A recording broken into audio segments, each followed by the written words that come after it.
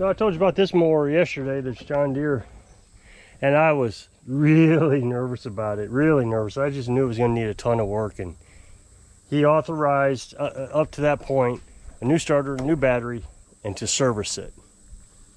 I even called him to see if he wanted some inner tubes for his 3 flat tires because they're not holding air.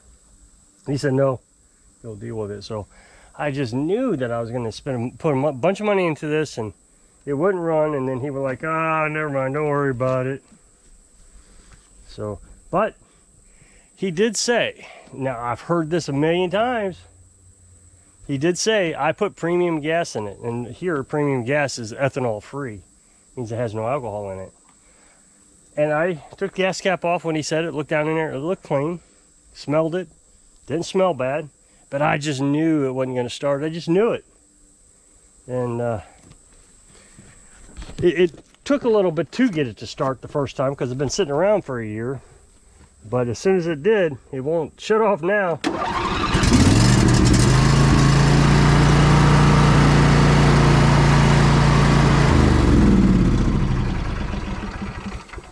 Had a little sputter in it, and all that was is the intake, because this is a 2-cylinder. Well, I missed a big spot here in the wash. So the intake, which is this thing right here, was a little loose and it was sucking air. So all you got to do to find out if it's sucking air is take some starting cleaner while it's running, you know, brake cleaner, carburetor cleaner, and spray it around the entrance points. And if you hear a difference in the tone of the engine when you spray it, you know you got a leak because it just sucked in that cleaner. So, I mean, I was really surprised. It's an 07. Just couldn't believe it. That's the first time someone has told me the truth about gas. Usually it's, yeah, gas is only a couple months old. And, you know, it's a year and 2 months old. And this lady just brought me her pressure washer. And I literally cleaned the carburetor and it fired right up. It was in bad shape. Now, see, I can't criticize folks like this. She did have the tank empty of gas. There was no gas in the tank. But she didn't run it out of gas. So there was gas in the carburetor, and that gas in the carburetor staled on her. So it has been worked on before, you could tell that. I think next year I am going to get a sonic cleaner. An ultrasonic cleaner. I have resisted the idea, but, well, primarily because I live off-grid. And second, I didn't know how much I would use it. Well, this year is kind of proven to me I could use it quite a bit. And the thing about it is if you can't get a carburetor cleaned by hand, you know, using carb cleaner and little torch tip cleaners and that kind of stuff, you can't get it to work. So you've taken the carburetor off, you've cleaned it, you put it back on, it doesn't work. Then you have to get a new carburetor. So, I mean, you just wasted all that time. So I think next year they're like 60 bucks. I'm going to get one. That way I can leave it in the camper. I can start the generator, let it run. If it's sunny, I probably can let it run on the solar panels. I've had a real problem with the sun this year. It doesn't want to cooperate. But so, and then all I got to do is just take the bowl off, take the float off, and throw it in the ultrasonic cleaner for 25 minutes. And that way, see, the thing is I have to charge more. I can charge more for cleaning. So, not a lot. I mean, it's like $5. So, anyway, depends on the cost of a carburetor. But so if I buy a carburetor and then I put my labor cost onto it, then I'm only making about half of what I can make if I clean it. So I add an extra $5, and then all that money is mine, 100% of it. So I think I'm going to do it. I know that people told me I should do it, but last year they were telling me to do it, and I knew I wasn't ready for it last year. It was just a waste of money. There was other tools that I needed more. You know, everybody wants to go out and buy $1 million worth of stuff, but if you slowly get the things that you need over time, then you don't have to get a loan to get all your tools. So I just about got everything I need. I mean, I like still get an air compressor, maybe a leak tester I can hook up to the engine. You know, that's kind of down the road. But everything else, I think I've got where it's pretty easy to work on lawnmowers now without a lot of fuss. So now I don't have anything to do. Oh yes, I do. Tomorrow I got this Husqvarna leaf blower here. You know, I just fixed that one. I don't think I put any parts on that one. Did I? No. I don't remember. I may have put a carburetor on it. Now I'm sitting here thinking about it. There's probably a carburetor on it. Anyway, I just fixed that one. And then I got one identical, same number and everything. And that one's an ignition coil. It doesn't have any spark.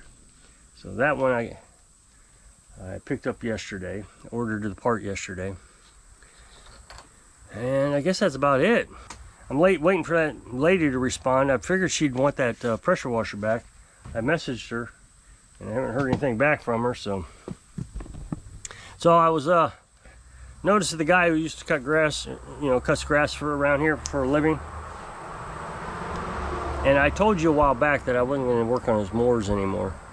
Well, looks like he's kind of giving up on the mowing because yep, I bet that was her.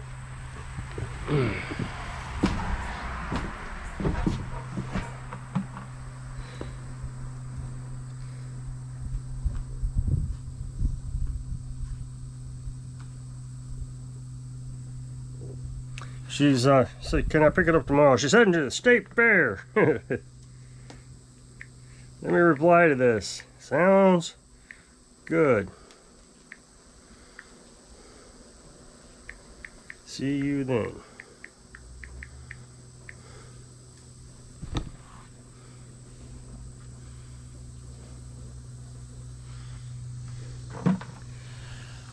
So anyway,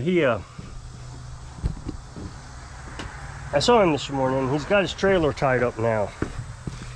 He also picks up scrap around here, and he's terrible about it. Last year I had him pick up some stuff, and he said, yeah, I'll be there Monday, or you know, whatever. And it took him 2 weeks to get out here. Every day he made an excuse why he couldn't come out. And I had a lot of stuff. I mean, it was a riding mower, a couple push mowers, a barrel full of parts. And he just took forever. So anyway, he no longer had the mowers on his trailer. He had it full of scrap. So I guess he's hung up the mowing for the year. Yeah, I was talking to Carolyn about that today. I don't know how profitable. I actually had a commenter say it's not profitable. I don't know how profitable it is to actually be in a lawn mowing cutting business. I did it back in 2003 when the economy was so bad. We just started my consulting business 2 years earlier, and I wasn't ready to shut it down after 2 years. So, you know, we got through it by, I spent my last $800 on a riding mower, and we cut city lots for 20 bucks a piece. I mean, I counted it out, you know, stepped it out, and I knew how much I needed to make on each lot. So if it was double lot or something, then I could charge 40. But I advertised $20 a lot, and you know, I kept my head above water. Of course, I was still running out of the business. I was getting some work, but let's see what this lady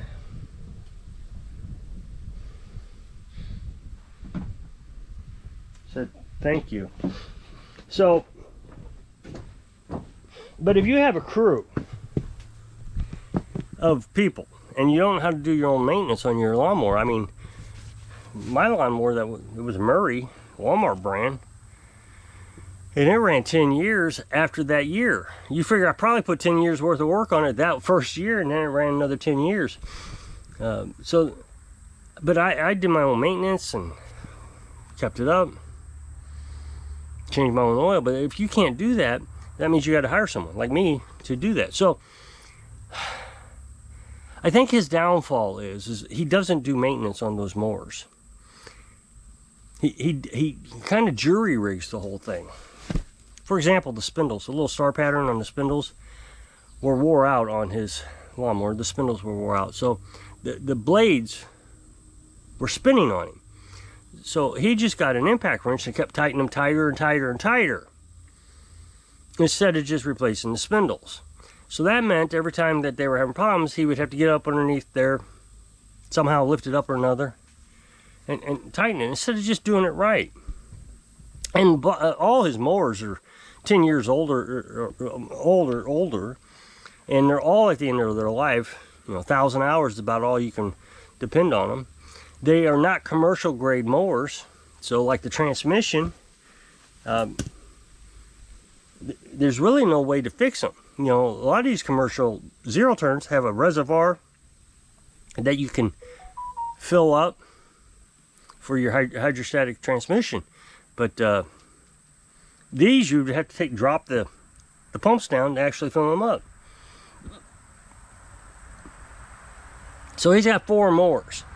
Well, he's had 3, but then he enlisted his brother for the last few weeks of the mowing season, and his needed a ton of work too. The thing is, they were always breaking down because they're so old and not maintained. So instead of blaming himself, saying, "Boy, I should have taken better care of my lawnmowers," he was blaming me for not being able to keep up. And like his brother's mower came over, he says, "It doesn't run. Can you fix it?" "Okay, we'll get it running." I serviced it. It did fine for me, but they took it out and the transmission started slipping. The belt started slipping. Well, it'd been sitting around for 2 years. Hard telling what happened. Well, it ended up the spindle had froze up a little bit. So my guess is they would try to go up a hill or something. That spindle, the tensioner, the tension spindle, moved and it got stuck and was loose. So I think that if you're going to run a lawnmower business, you need to maintain those mowers every 50 hours. Change the oil, filters, everything. Have it completely inspected. Belts. That was another thing. He never changed belts. Never. That one belt, it just, well, I'm sure he had a deck give up on him. It broke. And Carolyn is convinced the reason it broke was because the belt was in such bad shape that every time I went around that pulley, it was knocking it, because there was a huge gash in it. Huge.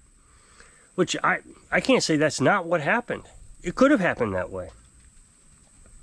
So it costed him more money, more time, instead of just replacing that belt. When I told him, "Hey, you want me to replace that belt?" No.